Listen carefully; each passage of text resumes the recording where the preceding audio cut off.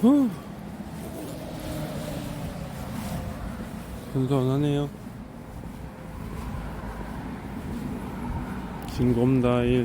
진검다리 구이.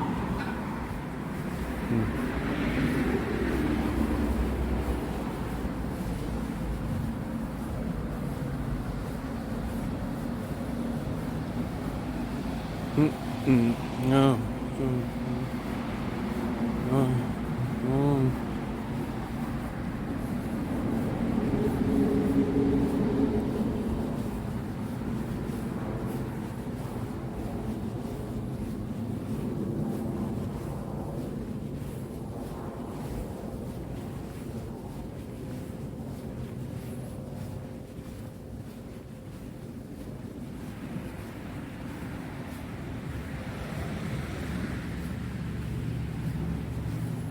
내일 휴일이기도 하니 천천히 걸어서 저기 동백역까지 걸어갔다 와야지.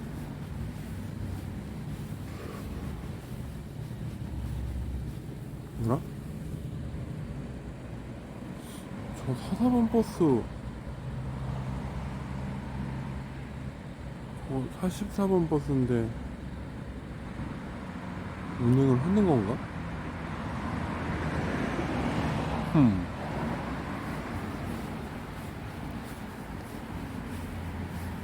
여기 회사가 있는 건물이 동백 에이스인데요.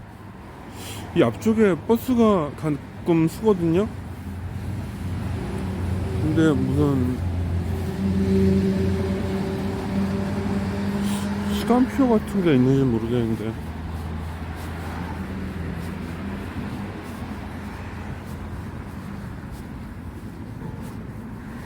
사람이 타나? 어디 가는 버스지?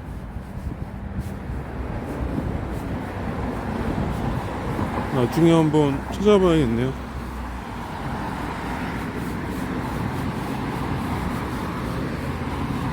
10시인데 도로에 차가 많아요. 이 시간대면은 보통 도로가 한적해야 되는데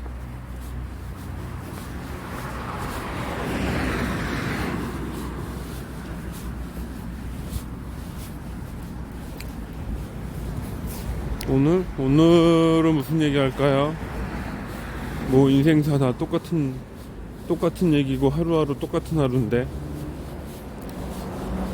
뭐 업무 얘기를 하자면 오늘 또 욱할 뻔했다. 화가 좀 날 뻔했다. 약간 뭐 그 정도 있고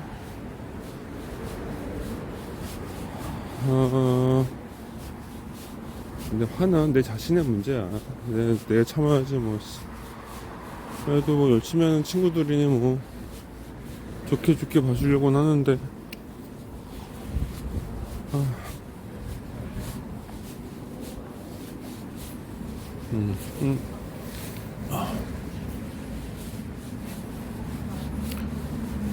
그런 일들 있었고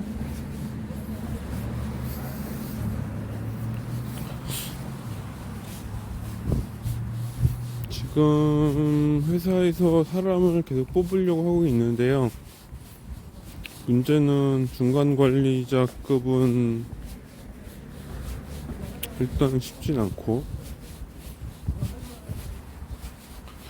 신입들을 많이 뽑고 있죠. 뭐 뽑는 건 좋은데 신입조차도 많이 들어오는 것도 아니고 문제가 있습니다. 그러니까 지금 아마 제가 언젠가 어이구, 적정한 때가 되면 사람 없어도 일할 수 있을 수준까지 뭔가 자동화가 다 될 거라 저는 생각을 하는데 아직은 좀 더 시간이 필요한 거겠죠. 개인적으로 좀 자동화가 우리나라 같은 경우는 무조건 자동화가 저 뭐야 오토바이 요새 킥란이라고 하나? 저기 킥보드 타는 분들이 많아서 너무 싫어. 저 조명 좀 어떻게 하면 좋겠다. 조명 너무너무 싫다. 음.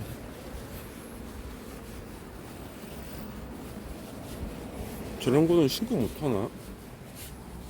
저 불빛, 길 걷는 사람한테 안 좋은 건데 발로 한 대 차고 싶네.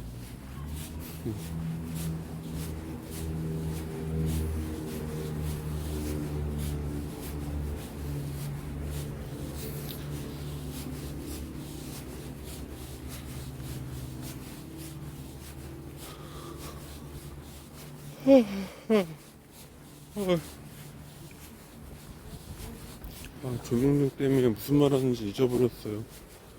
순간 또 욱해가지고. 나 무슨 얘기 했지? 아, 기억도 안 나.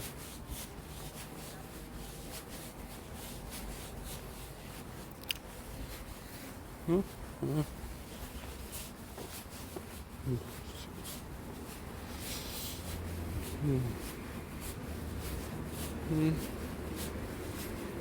음.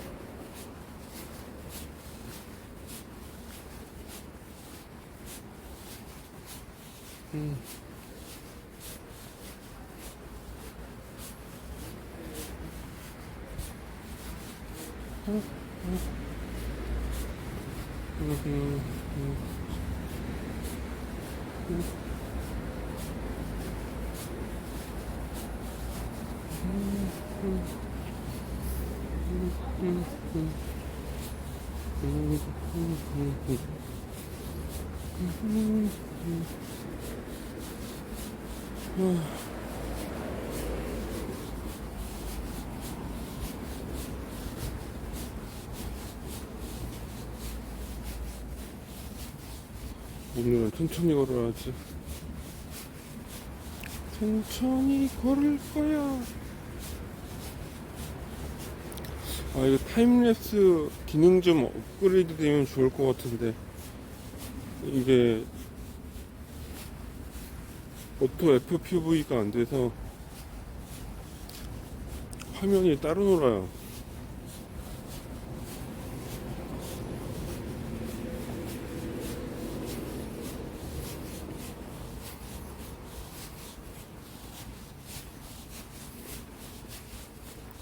어차피 숙소 들어가 봐야 혼자니까.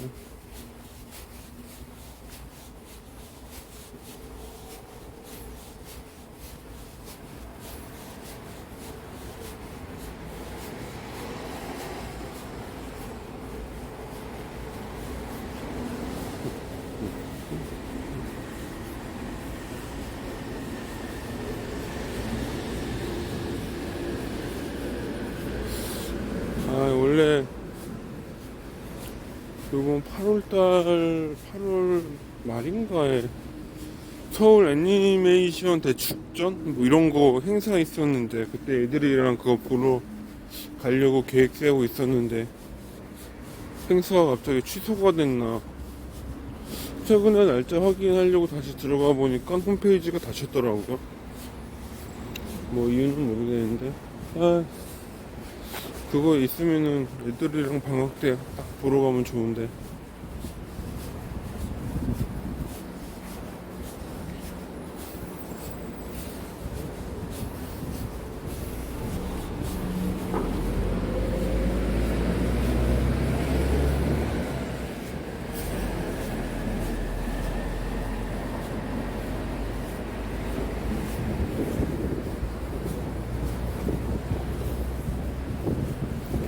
또 S23 울트라 메모리 용량이 커가지고 녹화 시간에 길어서 좋네요. 2시간까지는 괜찮은 것 같아요. 배터리만 견디면. 여기는 초당. 초당 저거 불 켜지네? 초당역은 저거 불 안 켜진 줄 알았더니.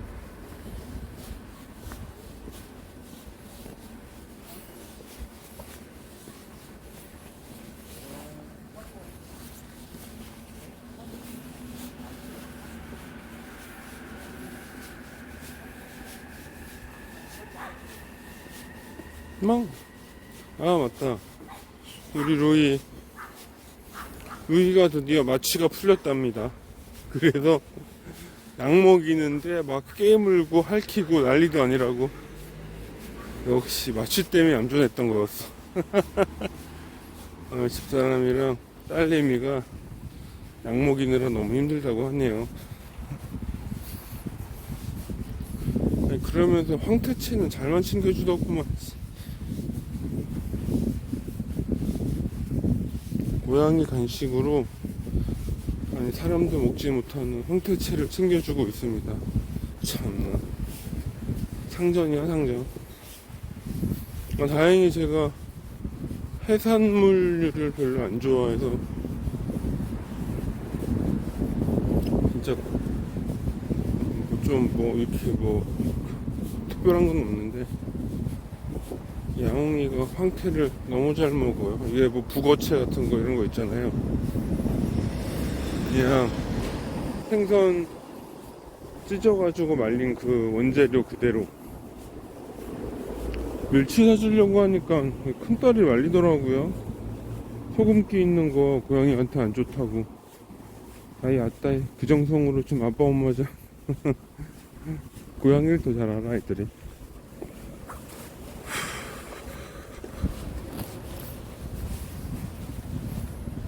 오늘은 천천히 걷겠습니다. 정말 천천히. 오. 원투. 강아지가 기억이 드네. 아 저거 무슨 저거 뭐지? 강아지 견종 이름이 기억이 안 나네. 무슨 벤이야? 무슨 아씨 기억이 안 나네. 완전 손뭉치 같은 강아지가 숨을 헐떡거리며. 걔도 살 빼려고 나왔나?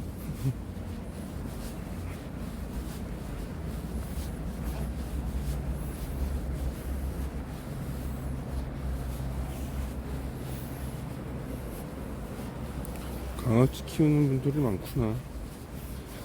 저도 개인 집이나 아파트 있으면 한번 키워보겠는데 지금은 고양이로 만족합니다. 고양이는 저렇게 운동시킬 뭐 이런 건 없어가지고. 그래도 이번에 1차 예방 맞고 저기 중성화 수술 이제 했잖아요.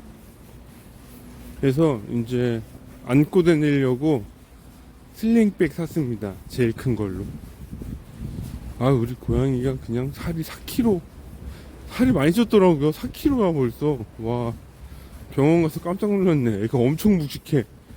나는 몰랐는데 그렇게 묵직한지 처음 알았어요. 이 자주 안아주다 보니까 몰랐는데 4kg. 고양이가 더 살찌우면 안 되는데 큰일입니다. 지금도 슬금슬금 아랫배가 많이 나오고 있어요. 여기 또 강아지다.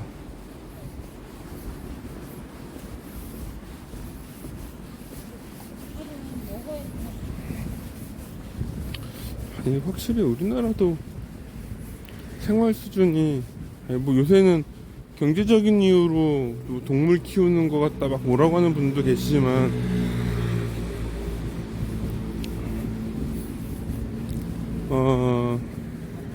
이게 그러니까 가족이랑 있는 거랑 다르게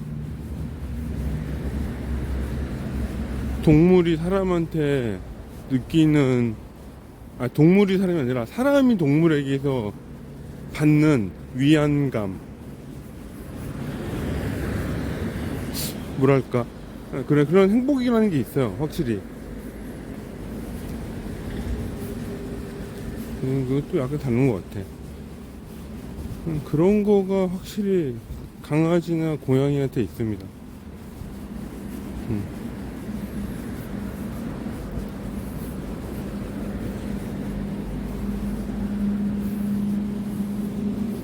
좋은 차다.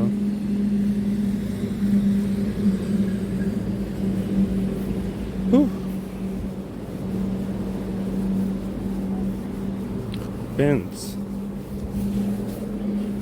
스팅어 저 정도까지 튜닝하신 분은 돈 좀 들였겠는데? 스팅어 단동제지 않았나? 위털 복숭이 강아지가 시험시험 뛰네.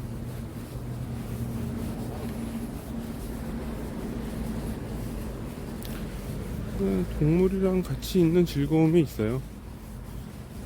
그걸 뭐 느끼는 사람의 차이겠지만,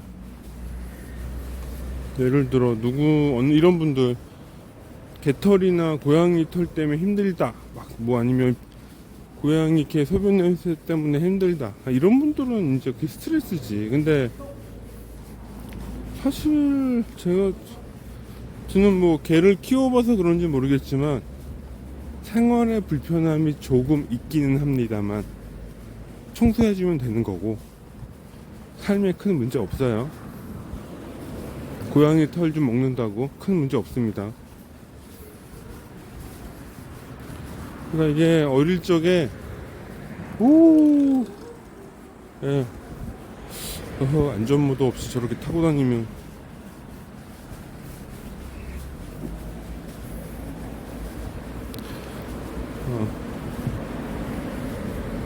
하고 이제 애들 있다 보니까 동물이 있으면요 애들이랑 뭐 한마디라도 같이 얘기할 게 거리가 생겨요. 솔직히 집에 가면 뭐 학원 문제나 성적 문제나 이런 거 말고 얘기할 거리가 뭐가 있나요? 없지.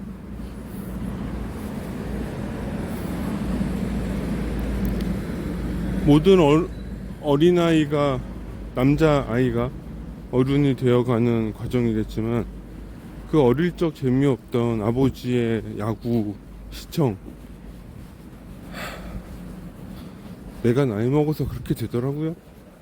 야구도 보고. 근데 어릴 때는 그게 뭐가 재밌는지 하나도 몰랐어. 지금도 뭐 재밌어서 보는 건 아니야. 그냥 야구공 던지니까 쫓아가는 강아지 같은 느낌이랄까.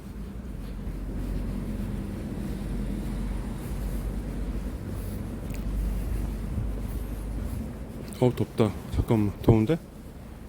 어디 앉아서 잠깐 겉옷을 벗어야겠다. 회사 안에 한여름은 아니고 안에는 습해서 제습을 틀어놓는데 제습도 약간 냉방이잖아요. 사무실이 좀 춥습니다. 그래서 겉옷을 입고 있는데 밖에 나오니까 좀 덥네요. 걸으니까.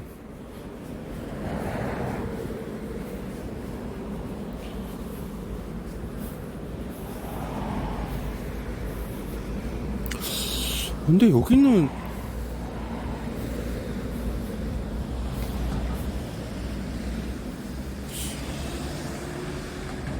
이게 제가 용인 사실 아파트 단지를 자주 본 건 아닌데 요새 와서 깨닫는 건데요. 아파트가 원래 입주가 100% 안 되나 봐요. 오늘은 좀 아파트에 불이 많이 켜져 있긴 하는데 보면 한 반 정도 안 켜져 있는 것 같아요. 아파트가 저 꺼져 있는 데가 꽤 많아요. 근데 원래 이게 이래도 되나? 처음에는 시간대가 안 맞아서 그런가 싶었는데 그냥 불이 안 켜져 있어. 한 반 정도. 아무리 많이 잡아도 한 30-40%가 안 켜져 있어요, 불이.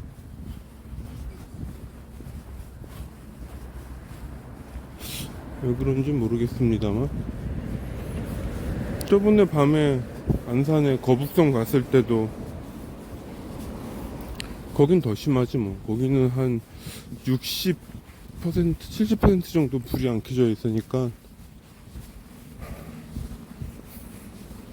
잠깐만. 버스 정류장? 여기 버스 못 변호지? 버스 정류장에 버스 번호나 좀 볼까요? 아까 근데 68 3012 아까 사사가 적어놨나? 교대 절로 되는구나. 잠깐만. 수지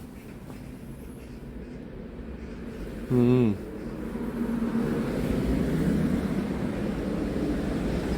찾아봐야겠네요.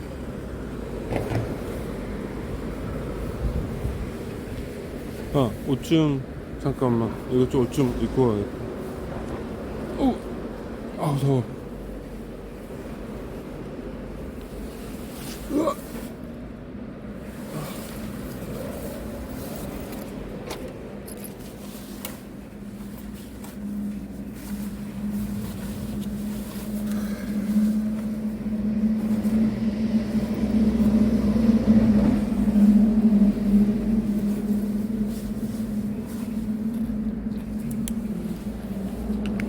오케이.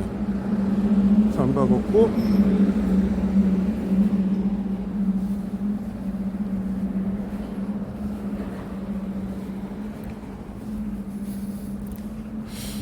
요새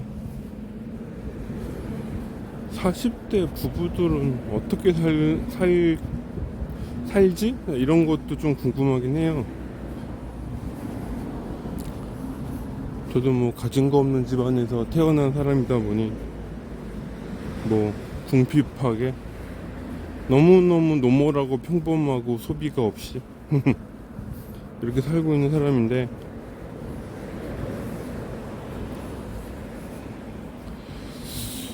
다른 사람들은 다 어떻게 살까요? 행복하게 사는 건가?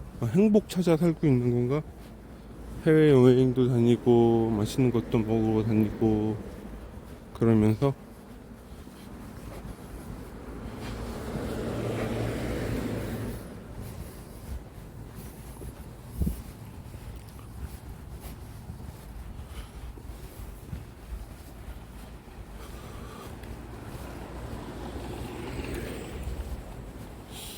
저 킥보드는 좀 안전모 좀 어떻게 해야 되는 거 아니야? 진짜 위험한데.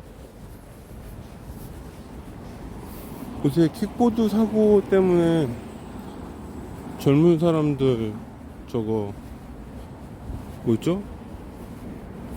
여기 죽는 사람이 많아져서 그 뭐죠? 그 신체 기증하는 거 있잖아요. 뭐 이렇게 홍채나 뭐 이런 거 신장 이식 같은 거 이런 거 뭔가 좀 이렇게 죽기 전에 다른 사람한테 기증하고 죽는 거, 그런 게 좀 많아졌다는 얘기는 어디선가 들은 것 같은데, 근데 많아질 수밖에 없어요. 저렇게 타고 다니는 거 보면 진짜 위험해.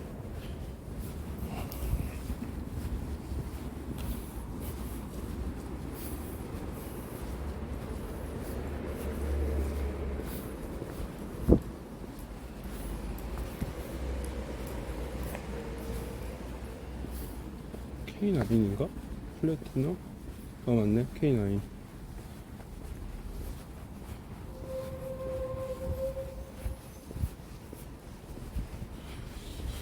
언젠가 우리 아기들이 이 영상을 보면 뭔가 물어보거나 궁금해할지 모르겠지만, 뭐 조금의 개인 얘기를 하자면 부부관계가 아주 좋다고 할 수는 없어요. 대부분의 집안이 또 그렇다는 것도 너무 단정이겠지. 우리 집안은 그런데 약간은 제가 요새 말하는 중간에 끼인 세대라서 그런 것 같아요. 뭐 이미 그런 거는 이제 시대적인 흐름이 그러니까, 내 아버지 어머니처럼 집안에 충실하고 가부장적이고 회사에 충실하고 뭐 이런 것들, 이런 거를 추구하는 시대, 그러니까 그런 세대가 아니, 세대가 조금 있고,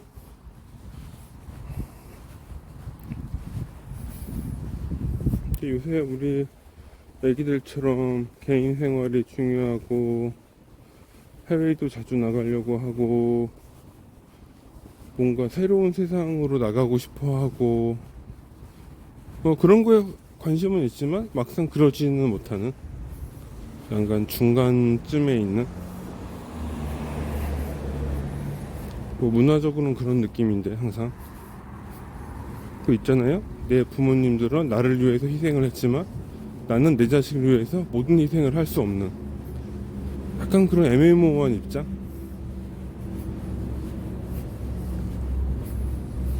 제가 요새 그런 생각 엄청 많이 하는 생각 중에 하나가 그거거든요.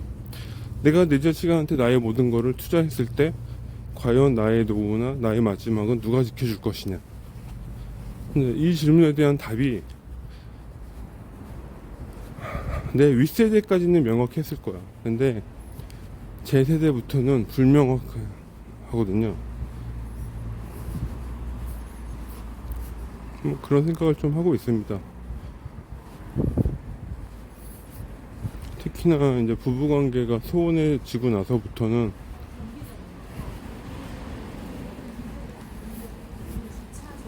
아니 근데 나는 그거는 내가 어디 이거 처방약을 줘야 된다.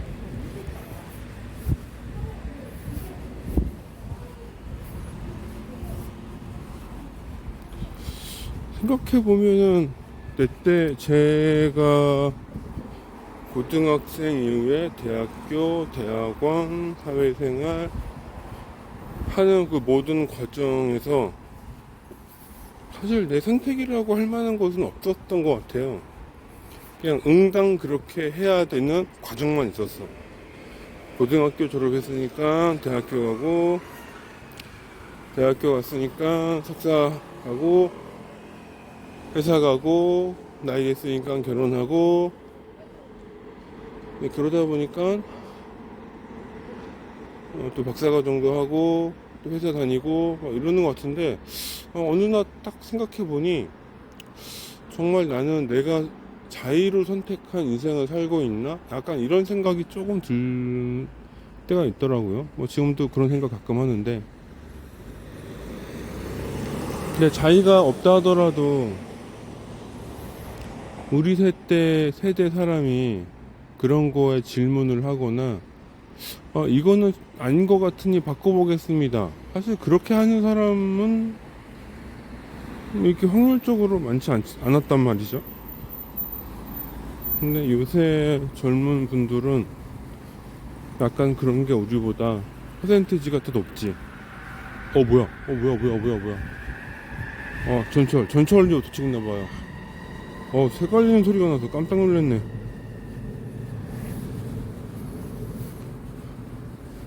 그런 게 좀 다르죠.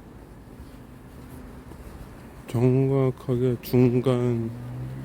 요새 무슨 생각하냐면, 내가 조금 긴장의 끈을 놓거나, 만약에 내 윗 아버지, 어머니 세대처럼 행동을 한다면, 나한테 남는 게 뭐가 있지? 그런 생각이 좀 많이 들어요.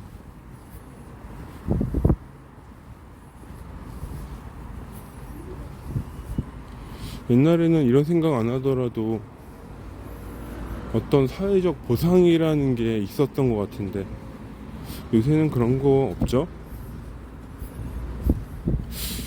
그런 게 없어.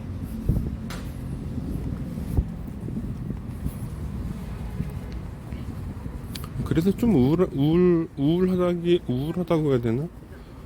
그냥 그래요.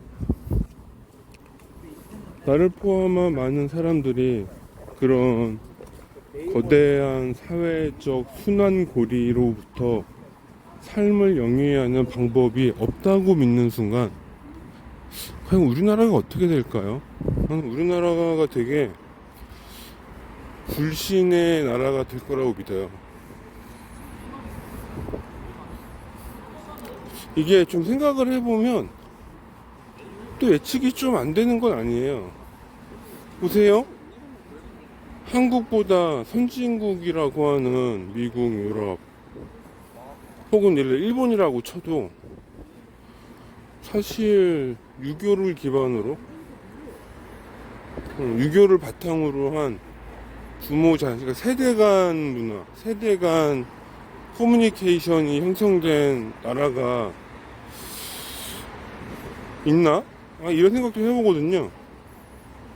유럽이나 미국 같은 경우는 사실 성인이 되면 자식들이 부모랑 독립해서 사는 문화이고, 일본도 가끔 여러 영상 매체나 방송 보면 부모랑 맞담배 피잖아, 자식들이. 우리나라는 싸가지 없는 얘기 듣겠지만 그게 뭘까? 뭘 의미할까? 그게 제너레이션과 제너레이션의 연결고리가 그냥 포스트잇 관계야, 포스트잇 관계. 그러니까 블러드 커넥션이 아니라 그냥 스티키 정도?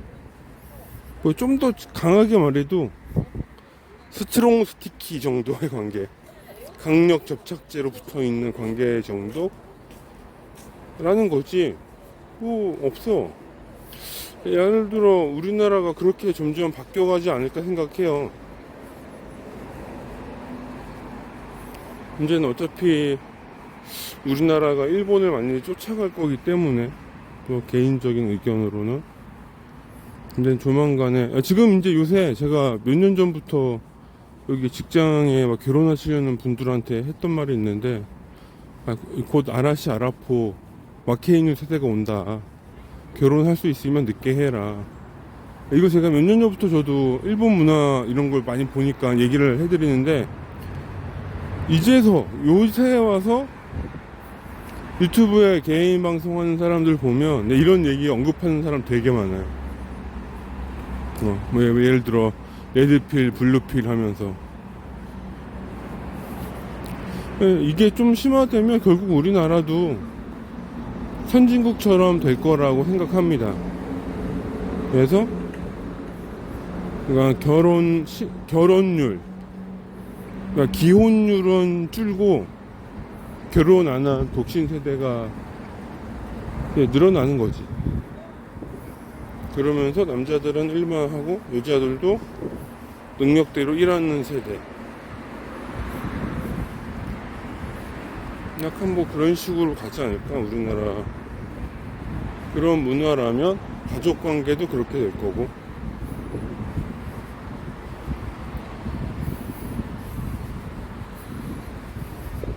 근데 이게 뭐 좀 희한한 논리처럼 보일 수도 있을 것 같긴 한데, 과연 나쁜 거냐라고 하면, 제가 가끔 듣는 법륜 스님의 예시를 바탕으로 하면, 한 지구상의 모든 동물 중에 부모 자식 간의 이런 관계 따지는 건 인간밖에 없을 거예요.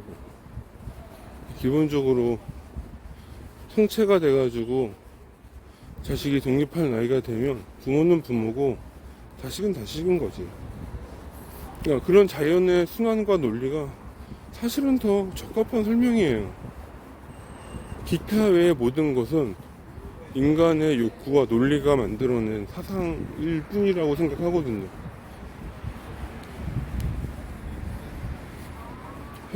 뭐 그래서 여튼간에 요새 그냥 부모의 입장으로 자식을 볼 때, 또 아내와의 관계를 볼 때, 제 세대의 많은 분들, 안 그런 사람도 있겠지만 약간 좀 그런 중간에 끼인 세대, 뭔가 특히 남자들이라면 집안에 노력 봉사하고 돈 벌어다 주고 용돈 조금 받고 아내한테 시달리는, 아내들은 더 이상 시아버지, 시어머니 이런 관계 거부하고 부부로서의 관계만 보고, 약간 뭐 그런 상황? 근데 그렇게 보면은 사실 여자분들도 좀 안타깝긴 해요. 왜냐하면 생각해봐요. 결혼해서 오면 사실 시댁 관계라는 거를 잘 안 하려고 하잖아요. 그러면 본인들은 자기 자식들과의 관계를 끊느냐? 또 그건 아니잖아. 그리고 그 자식들도 언젠가 성인이 돼서 결혼을 하면은 자기 본인이 또 상대적으로 이제 누군가의 시아버지, 시어머니가 되는 건데, 스스로가 약간 모순에 빠지지 않았나 생각도 들어요. 결혼제도를 통한 가족관계의 커넥션이라는 건 피해 혈족을 바탕으로 해서 움직이는 거잖아요. 차라리 우리나라는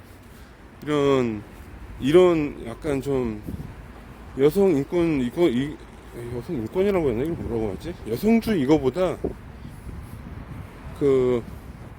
혈족 관계 사상 뭐 이런 거를 좀 주장하는 게 더 맞았지 않나 싶어요.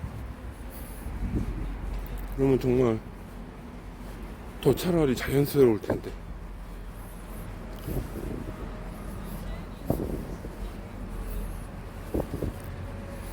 여튼간에 우리나라 제가 봤을 땐 그 우리 저기 외국 여자분들, 외국 사람들 결혼 관계나 결혼이나 외국 분들 이렇게 이민 같은 것도 많이 받고 좀 인종의 다양화를 추구하긴 해야 될 것 같아요. 추구해가지고 좀 이런 생각을 좀 이렇게 섞어야 돼. 생각이 너무 한 군데로 몰려있는 경향이 좀 있어요. 혼자 그냥 말도 안 되는 잡설하고 있는 겁니다. 그렇고 요새 살짝 그런 고민하고 있어요. 우리 큰딸이랑 요새 큰딸이 집에서 하는 행동을 보면서 든 생각이 갑자기 떠올라서 몇 마디 나눠보네요. 우리 큰딸을 보면 약간 애매해. 항상 느끼는 건데 뭔가 부모한테 막 이렇게 애교 부리거나 뭔가 효심이 있는 건 아닌 것 같아. 물론 사고 안 치면 이미 그게 효도하는 건지 모르겠지만 하고 자기 주관은 엄청 뚜렷하면서 뭔가 뭐라고 하나? 제가 그 싫어하는 표현이 있는데 내가 되게 독보적인 존재야 이런 뉘앙스를 말하는 말투들이 있어요. 근데 그런 거 씨알도 안 먹히는데 아빠한테 사회 가서도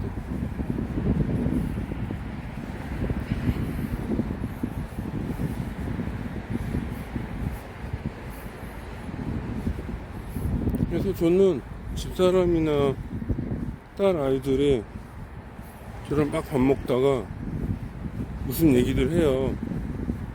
저는 이렇게 얘기하거든요. 어떤 내용이든 간에 내용을 딱 들어보니 나한테 뭔가 바라는 게 있어.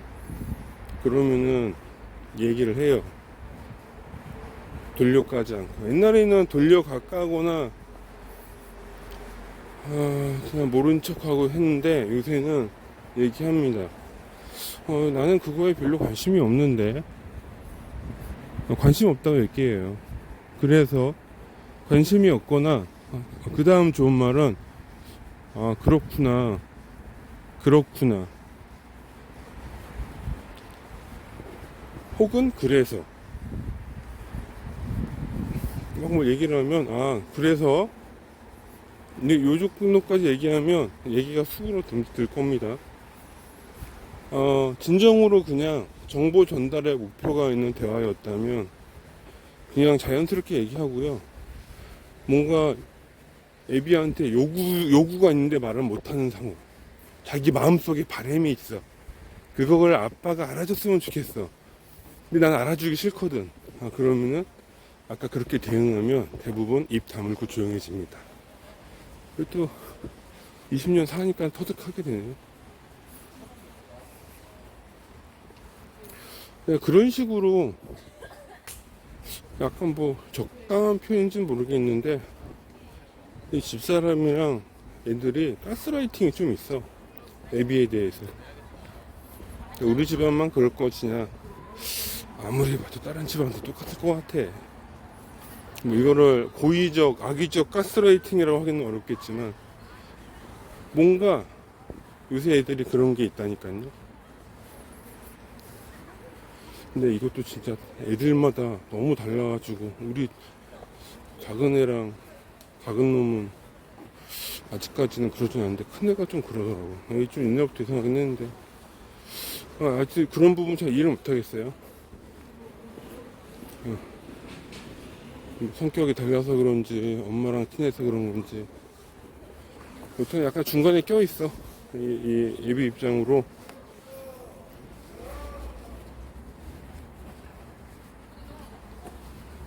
좋아.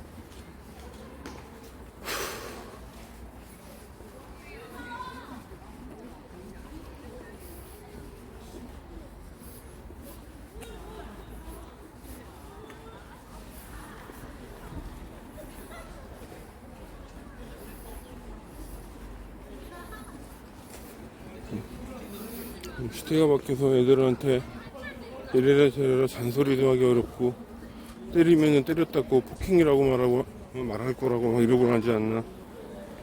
참 웃기는 세상이 됐어요. 그래서 언젠가 아들한테도 한번 아빠가 준혁이가 잘못해서 때리면 어쩔 거냐 했더니 신고할 거라고. 이런 싸가지를 봤나. 요즘 학교에서 그렇게 가르친대요. 엄마 아빠가 자기 때리면 신고하라고. 참 좋은 거 알려줍니다, 학교에서. 이러니 가정교육이 되나. 그러니까 학교에서 선생님이 애들한테 맞거나 뭐 신고당한다고 해서 불쌍하게 봐줄 것도 없어. 그거 다 선생님 스스로 교육계가 만든 거야. 하고 법조계에 계신 저희 친척분 중에 한 분이 저기 동인이라고 저기 그 서초동인가 어디 그 큰 변호사 그 뭐 로펌 하시는 친척분이 계세요. 그분 저 삼촌이랑 지금은 이제 명예총장 하시는데 그분한테 한번 설명을 들은 적이 있는데 지금 우리나라가 로스쿨 만들고 법조인들이 많이 양산되고 있는데 이것 때문에 정부 정책상 이거를 어디 대놓고 얘기는 하진 않는데요. 사회적 갈등을 만드는 그런 것들을 굳이 억제하지 않는다고 하더라고요. 대표적으로 남녀 갈등, 뭐 세대 갈등 이런 것들. 그런 갈등이 있어야 그쪽에도 먹고 사니까.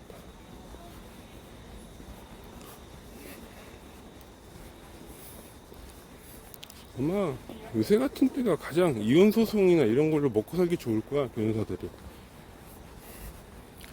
우리나라는 이혼하면은 남편 재산 반 떼가는 구조다 보니 뭐 조금 마음에 안 들면 바로 태클 걸 수 있겠지.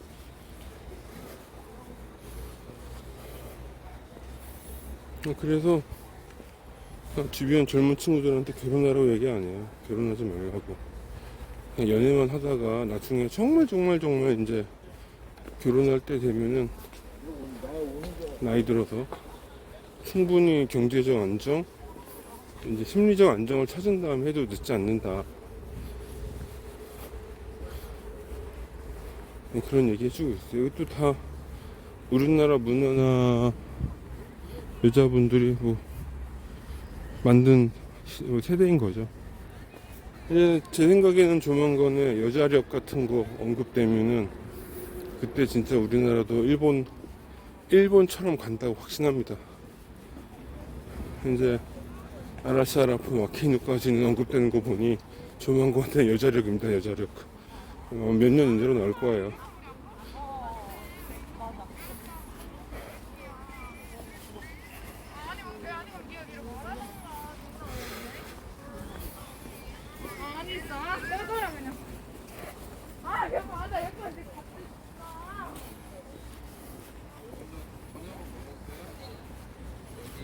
며칠 전에 직업관 관련돼서도 얘기했지만, 근데 이거는 우리나라 젊은 친구들도 꽤 이제 아는 개념이에요. 직업과 직장은 달리 보는 개념. 그래서 저는 항상 직업을 잘 유지보수해야 된다. 이거를 꽤 주장하는 편이고, 대기업이 됐건, 중견이 됐건, 중소기업이 됐건, 내가 하는 일에 대한 직업의 세분화 혹은 심화 혹은 전문화 다 비슷한 말인데 이거를 이루도록 끊임없이 노력해야 된다. 이것도 사실은 이런 시대상에 맞춰서 말하는 것도 있어요. 아마 우리나라도 정년퇴임 65 아니라 75 갈 거거든요. 나중에 100% 가요. 어쩔 수 없어, 세금 때문에. 그러면 늙어서까지도 일을 해야 되기 때문에 이왕이면은 나이 들어 힘없는데 제조업으로 갈 수는 없잖아요. 뭐 그만큼 또 자동화가 이루어져 있겠지만은 그래도 자기 직업을 잘 유지보수해서 어느 직장에서라도 맡은 바 소임을 훌륭히 할 수 있는 사람이 된다면 저는 큰 문제 없다고 봅니다.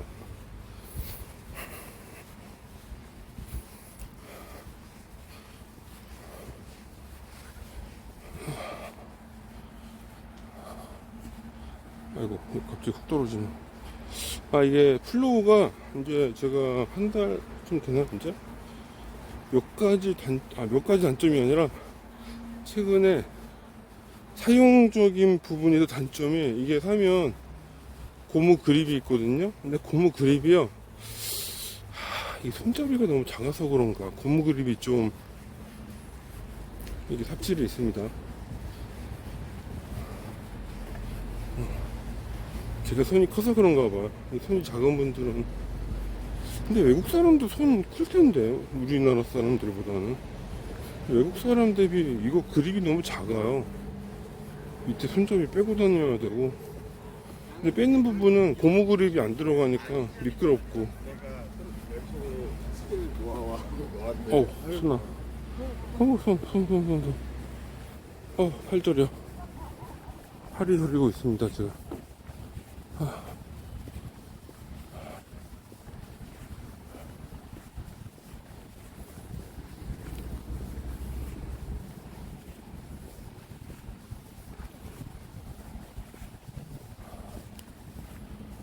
잠깐만 이거 핸드폰 좀 빼야겠다. 약간 조금 빼서. 와 이거 지금 1시간 들고 있으면 손목 나갈 것 같아요. 이거 생각보다 무거워가지고.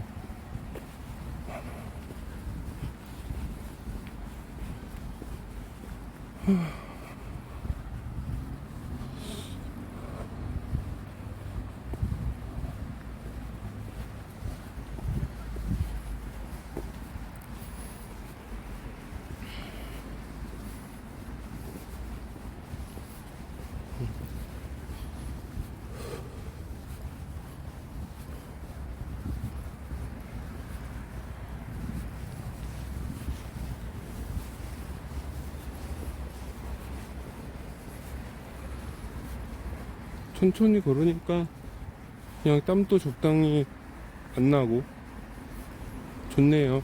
시원하고.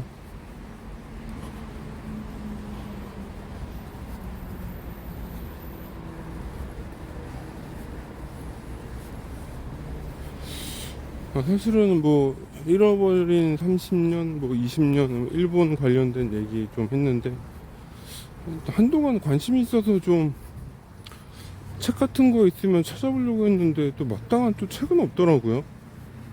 그 KBS 다큐멘터리 같은 거는 좀 있던데 사실은 좀 일본의 시대상이 궁금했거든요. 사회가 어떻게 돌아갔는지 무슨 일이 있었는지. 정말 무슨 편의점 인간 이런 것처럼 우리나라도 코리아만 K 편의점 인간 뭐 이런 거 나오는지.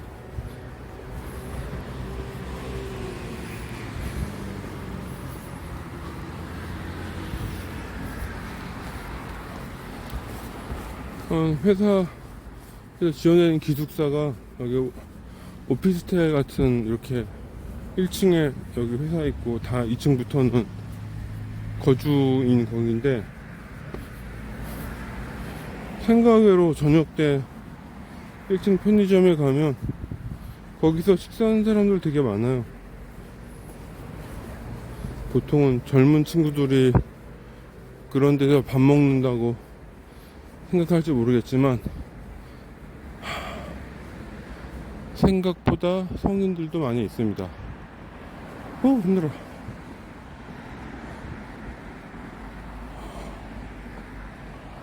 바로 있고 이런 주변이 이렇게 생겼네요.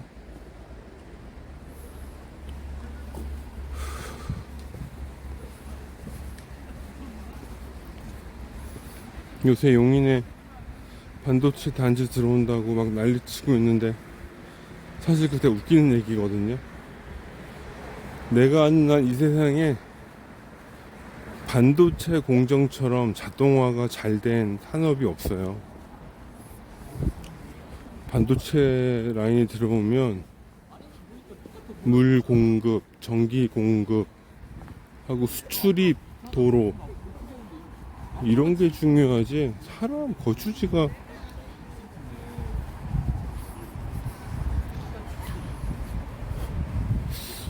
모르겠습니다.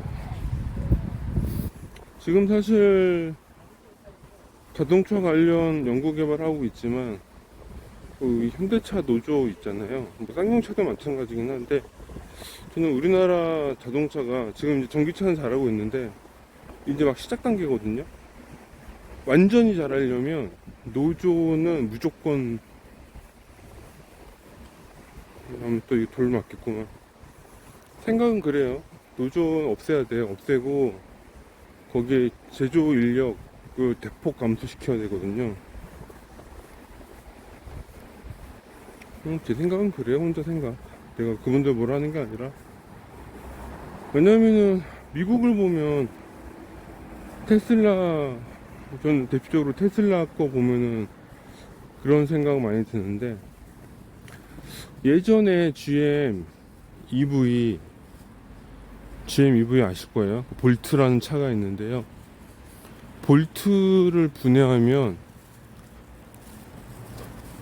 물론 만듦새는 현대차가 짱이지. 근데 만드는 방식이 비슷해요. 볼트가 나온 지가 벌써 10년 넘었을 것 같은데. 그러니까 볼트도 볼트류를 엄청 많이 썼거든요. 근데 아직 모비스도 현대차도 볼트를 좀 많이 써요. 근데 이게 사람 때문에 볼트를 쓰는 것 같아요. 느낌이 사람 때문에. 뭐야? 아이씨, 뭐야?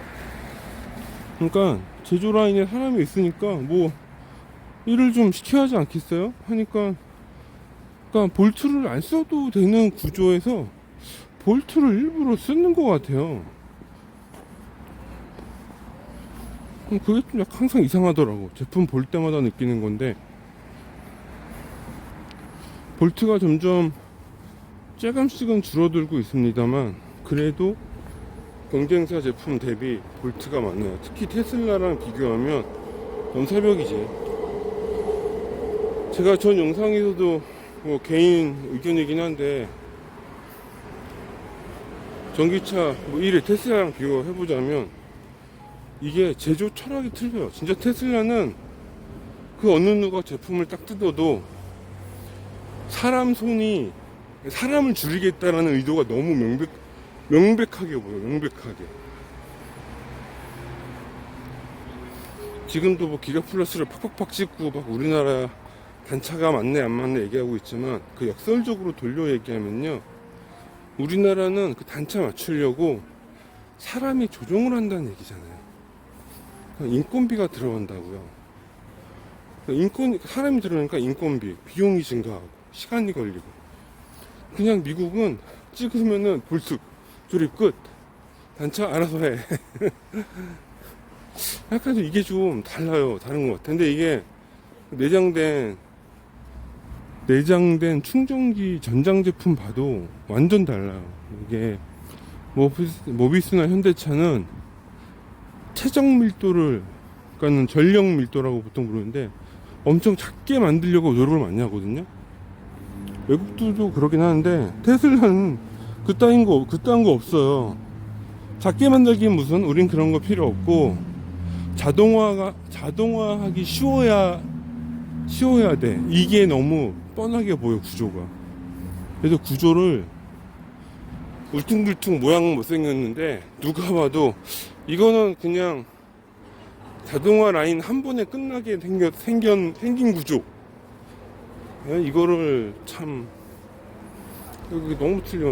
나는 아마 대한민국이 나중에 전기차 이제 양산, 이제 3세대 제품 들어가는 타이밍 되면 어떤 식으로든 간에 큰 한번 인력 구조 조정이나 인력 문제가 뭐 확 몰아치고 나야지만 3세대나 4세대 때 꽃을 피운다고 전 보거든요. 만약 국내에서 안 되면 해외 나가야겠죠. 뭐 해외 나갈 수밖에 없고, 아니면은 국내 어디 자동화 공장 라인 지어서 거기서 사람 거치지 않고 다이렉트로 수출항해서 수출해버리는 거지. 그러면은 제조 라인 어떻게 하냐. 제조 라인에서 만든 건 국내 수급하고 외국에 수출하는 건 자동화로 만들어서 보내고, 뭐 그렇게 될 수 있다고 봅니다. 근데 여튼간에 뭔가 이런 게 좀 해결되려면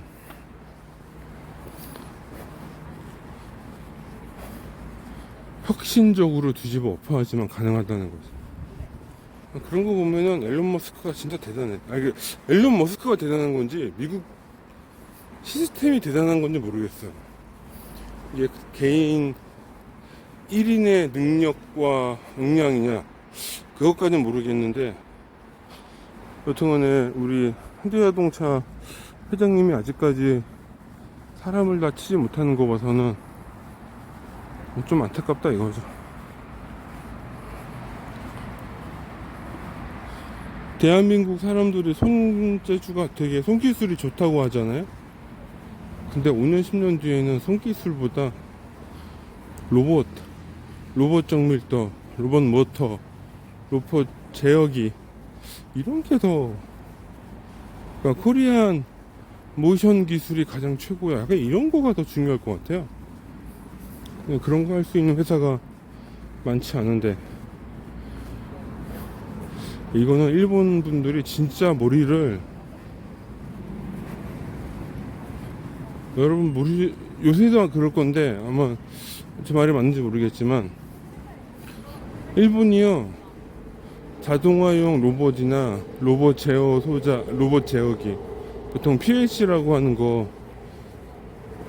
아마 세계 최초 개발 국가일 텐데 우리나라에 엄청 저렴하게 공급해요, 일본 애들이. 그러니까 개발을 할 수가 없는 거예요. 왜?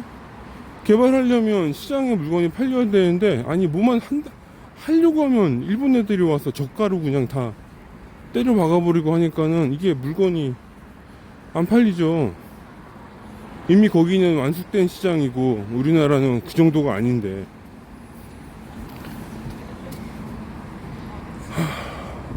웬 경찰차지?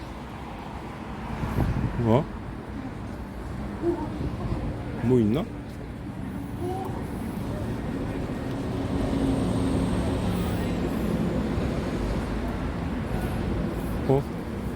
감사합니다. 왠지 빨리 지나가야 할 것 같아, 경찰차 있을 때. 그래서 그렇다고요. 그래서 요새는 정부에서 많이 지원 하는지 모르겠는데, 우리나라 과제, 이렇게 정부 과제 있잖아요, 기업 과제들 보면 약간 방향이 제가 봤을 때는 좀 문제가, 그러니까는 과제가 각 단계별의 최종 완성 기술에 포커싱이 되어 있어요.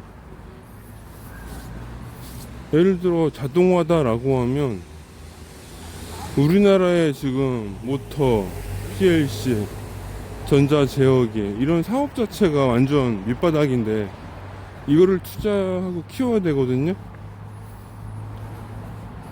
근데 엄한 데가 있어, 목표가.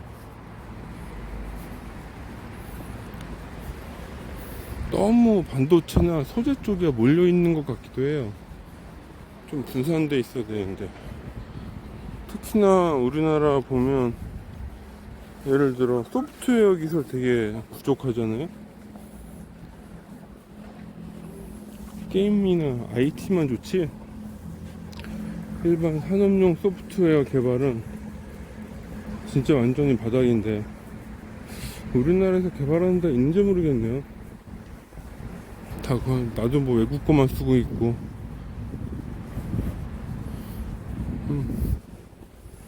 게다가 그런 분야에 사람들이 안 흘러가요. 전작가 나와서 누가 중소기업 가서 컴파일러 개발하려고 하겠어요.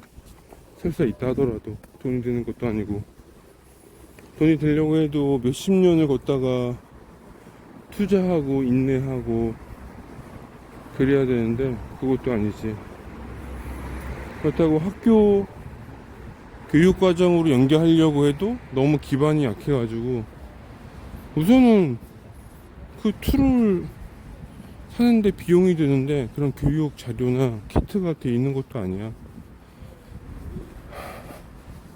막상 물어보면은 도와주나요? 안 도와줍니다. 못 도와줘요. 회사에 그런 인력이 없어. 잉여 인력이 있어야 뭔가 좀 교육도 투자하고 하는데, 그런 거 자체가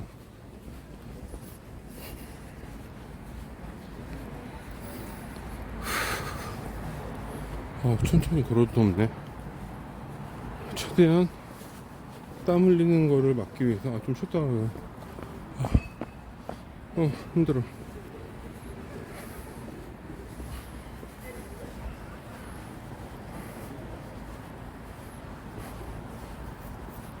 그런 부분에서 우리나라가 좀 발전을 더 하면 좋겠는데,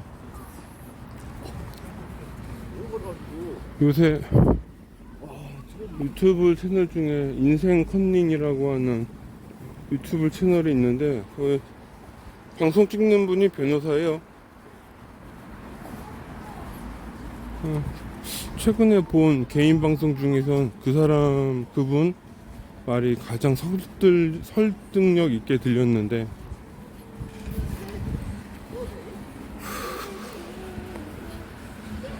잠깐만.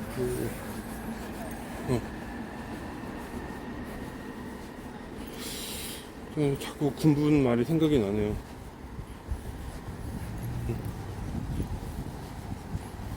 이게 우리나라가 너무 뭐 시대 문화죠. 한번 영끌 파동 오고 영투 파동 오고 이제 그러고 나니까 우와, 야, 저거 외벌 자전거 탄다.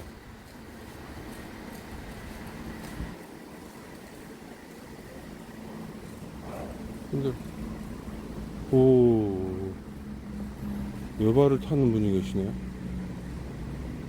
대단한데? 오.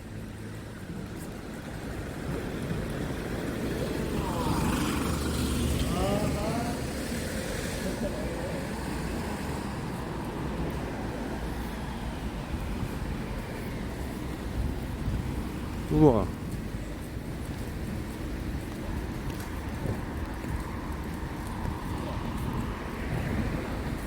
우와.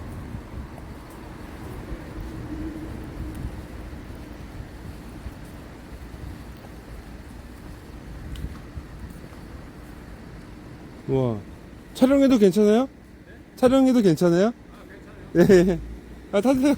아, 신기해서. 우와, 외발 타는 분 처음 봬요. 오. 오. 근데 좀 안전한 데서 타시지? 아, 여기 아니, 너무 좁은 데서 타시는 것 같아가지고. 아, 수고하십시오. 파이팅입니다. 아, 그냥 저는 브이로그 찍습니다. 딴 건 아니고. 그냥. 아, 예. 예, 수고하십시오. 와, 외발 자전거 타는 사람 처음 봤어요. 아, 좋네요. 저런 취미 가지고 있으면. 하여튼간에 우리나라가 지금 너무 이제 그런 높은, 일본어로 치면 뭐 진짜 뭐 버블이라고 하지만은 뭐 어떤 건지 모르지만 그 호황기를 지금 막 지나고 있는 상태라고 보여지는데, 그 문화와 그 기조에 어떤 맛을 아는 젊은 분들이 그렇게 어렵고 힘들고 끈기가 필요한 일들을 할지 잘 모르겠습니다. 그래서 좀 그냥 혼자 걱정하고 있어요. 우리나라에 있는 거라고는 진짜 인력, 사람의 힘밖에 없는데. 아, 그 인생 컨닝 그분이 그 얘기 했어요. 진짜 대한민국은 사람밖에 없는 국가라고. 우리나라 자원이고 뭐가 아무것도 없잖아요. 진짜 있는 건 사람 자원인데, 뭔가 제 윗세대 분들처럼 삶의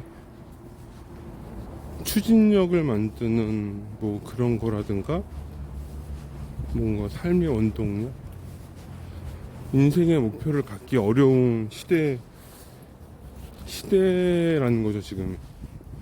그래도 그분도 그런 거 걱정한다, 뭐 이런 얘기 하던데, 저 동의했습니다.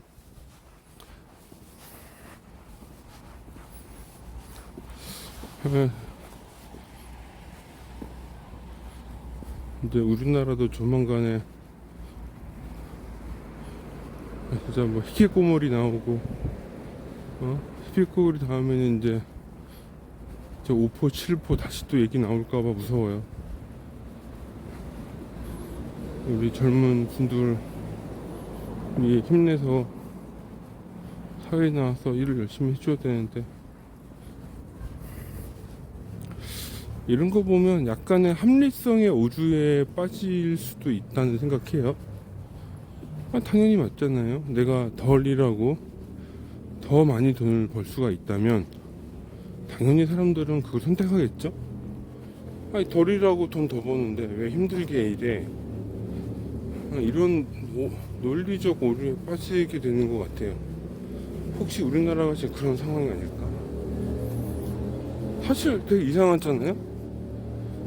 저는 연구개발에 있지만, 예를 들어 이 대한민국의 시스템을 구성하는 것, 예를 들어 토목, 건축, 사회 시스템, 뭐 공무원 같은 거, 뭐 은행 시스템, 이런 거, 경영, 이런 거는 사실 우선순위가 높아야 되는가라는 생각을 좀 해요. 얘네들이 그 누구보다도 높은 가치가 있으면 안 된다고 보거든요. 왜냐하면 제가 좀 이제 경제학자가 아니라서 뭐 당연한 얘기지만 그렇잖아요. 가치를 창출하는 수단이 그냥 내부 인원끼리 재화를 돌리는 것밖에 없거든요. 근데 이 재화의 순환 연결고리에 사실 이게 다 1대1대1 비율이면 우리나라 아무 문제 없을 수 있는데, 연봉은 작고, 그러니까 인건비는 낮고, 뭐 예를 들어 거주비용, 금융비용, 교육비용이 높아버리면 돈이 1대1대1로 돌지 사이클이 안 돌 거잖아요. 그러니까 자꾸 뭔지 모르겠지만 시스템이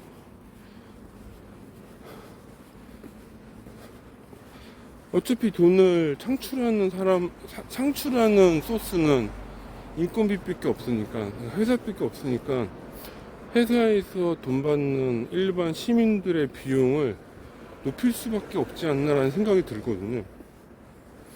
그걸 높여서 시민들이 가진 재화를 강제로 순환하는 거지, 시스템적으로. 어쩌면 지금 거주 비용 증가로 인해서 돈이 안 도니까 그 나머지 돈이 못 도는 게 우리의 일반 생활비 증가로 귀결될 수 있다고도 보거든요. 응? 뭐지?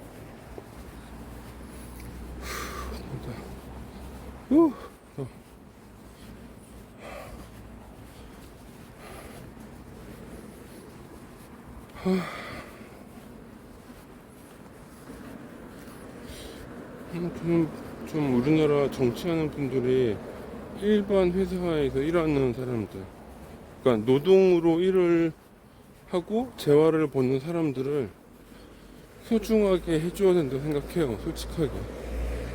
그러니까 우리가 불로소득이라고 하나요? 이런 거 다 세금 때려야 돼, 무조건. 둘 놓잖아요. 일하지 않고 재화 창출이 되는 거는 극도로 제한을 해야 된다는 거죠. 극도로.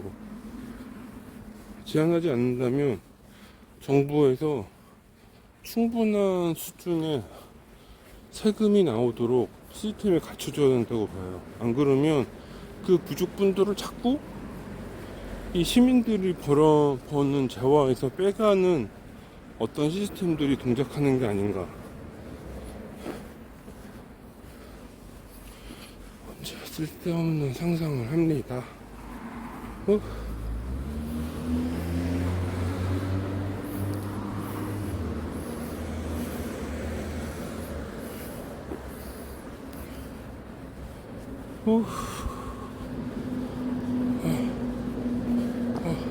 땀이 치르겠다.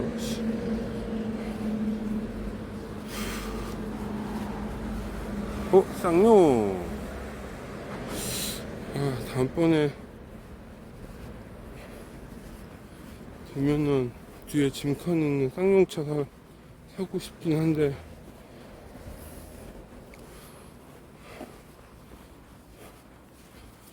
짐칸은 픽업차가 좋아요.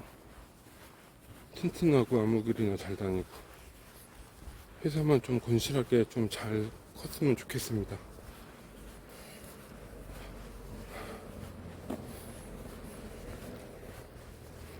네, KG 모빌리티도 위기일 거예요. 이제 디젤차 팔려면 기본 친환경 차량 판매 수량이 나와야 되는데 그 기술이 다 중국에서 온 거니 중국에 문제가 생기면 그냥 다 꼬라박아야 되잖아요.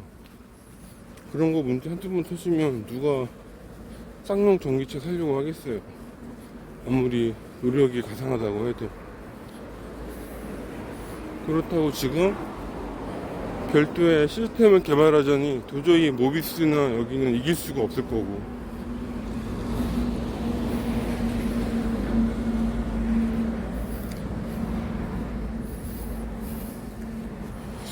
제 생각인데 어제 전략적인 거이긴 합니다만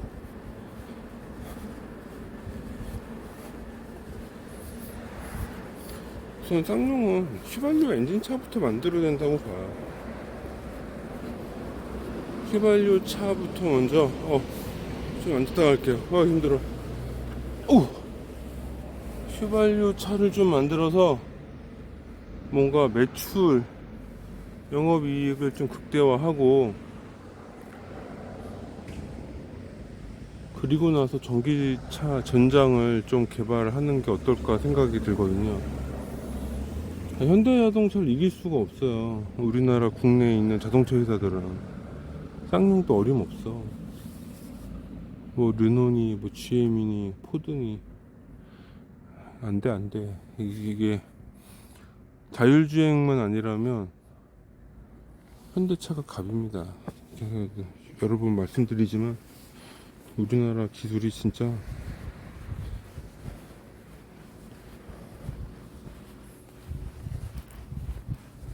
대단하거든요.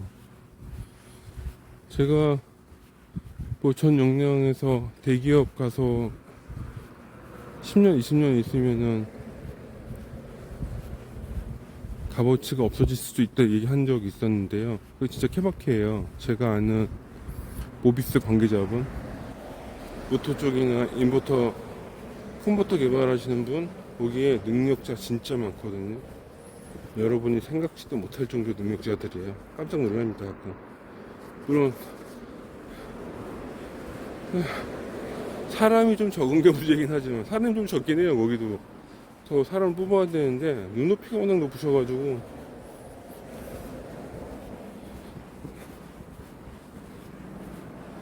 이게 어쩔 수가 없어요. 수준이 높기 때문에 사람 뽑을 때도 그 수준으로 보는 거예요. 사람을 나랑 같이 내가 일할 사람인데 내 수준에 맞춰줄 사람이 들어와야 되는데 그게 안 된다?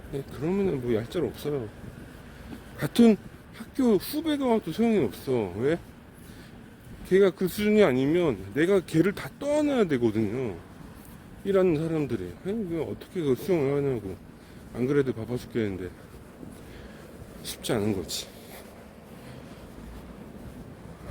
여튼간에 최근에 본 회사분들 중에선 모비스가 원탑인 것 같고,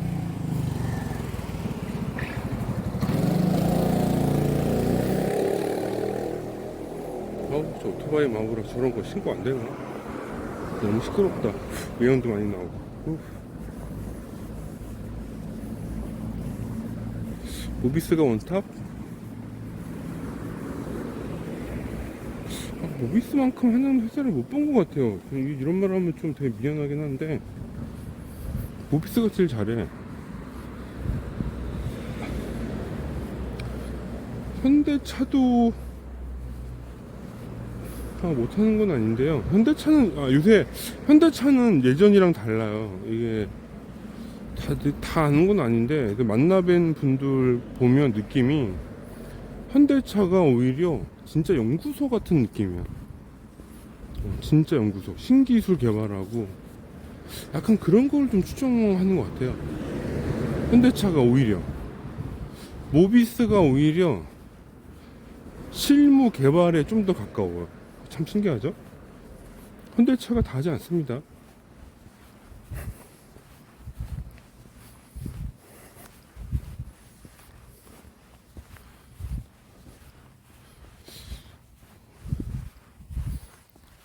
따지면 아직 많은 중견 중소기업 혹은 신생 기업들한테 기회가 있을 거예요. 솔직하게 엔진블럭이나 변속기 만드는 캐피코나 트랜시스 같은 회사들도 이제 그 부서들 다 없애고 인력 구조 재조정하고 전장으로 넘어오려고 하고 있는데 쉽지 않죠. 이제 물론 현대차에서 엄청 지원해 줄 겁니다. 근데 왜 갑자기 바뀌겠냐고요. 근데 아까 그 인력이랑 관련된 건데, 아니 엔진블럭 엔진 개발하던 사람들 어떻게 다 해고할 수는 없잖아요. 진짜 현대자동차 사장님이 맘먹고 야 이제 엔진 이제 유지보수만 하고 기존 개발팀은 유지보수로 다 돌리고 전장 다 뽑아. 야 이게 쉽지 않거든요. 그럼 기존에 회사를 일궜던 분들이 얼마나 마음의 상처를 받겠어요. 그런 것도 감안해야지. 이거는 진짜 한국적인 사고방식이죠. 아마 미국이었으면 우선은 쟤네들 자르고 새로 배치해 딱 이렇게 됐을 건데, 우리나라는 그게 좀 애매하죠.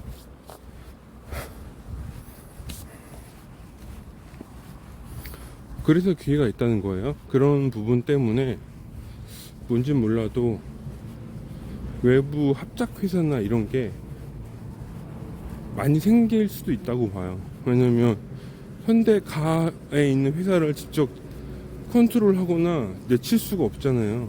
그러니까는 이럴 때는 좀 대기업이 나쁘네. 이 패밀리 가들이 있을 테니까 패밀리 회사들을 다 잘라버릴 순 없으니 외부에 아마 1차, 2차 벤더들 키우겠지. 사세를 키워야 되니까. 그래서 요새 엄청난 변동의 시대예요. 누가 또 마우라에 빵꾸를.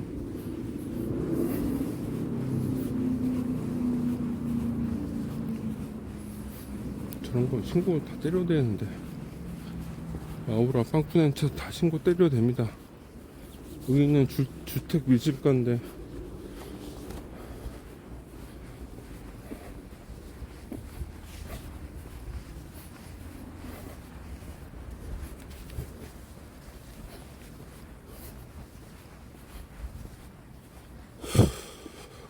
덥다.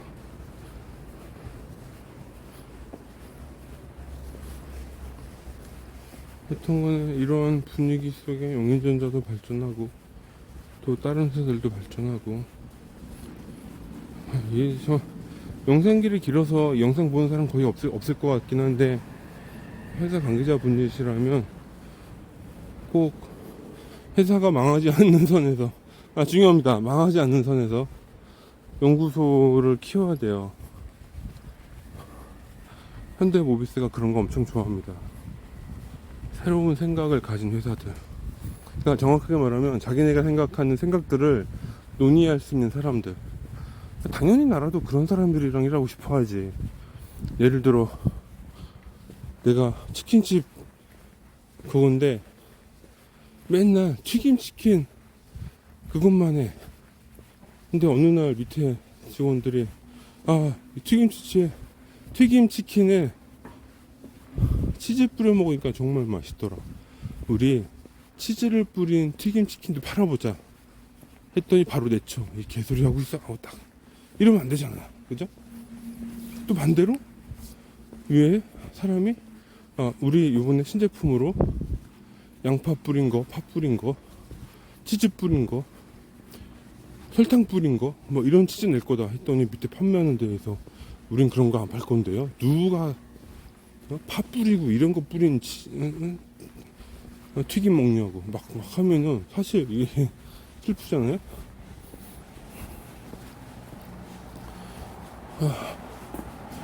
힘들어. 여기 근처에 나비 MRO 있습니다. 저거 연구소 자재 납품하는 회사인데. 줄리 로지스트네. 유통회사 이름이 참 오묘하네요. 조일 로지스트인가? 뚫린 줄 알았네. 세븐일레븐 가서 먹을 것 좀 사서 가야겠네.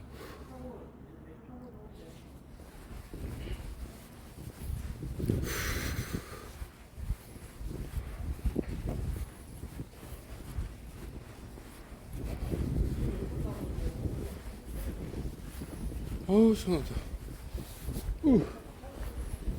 다리야. 여기서 마치도록 하겠습니다. 오늘 또 주절주절 말이 많았습니다.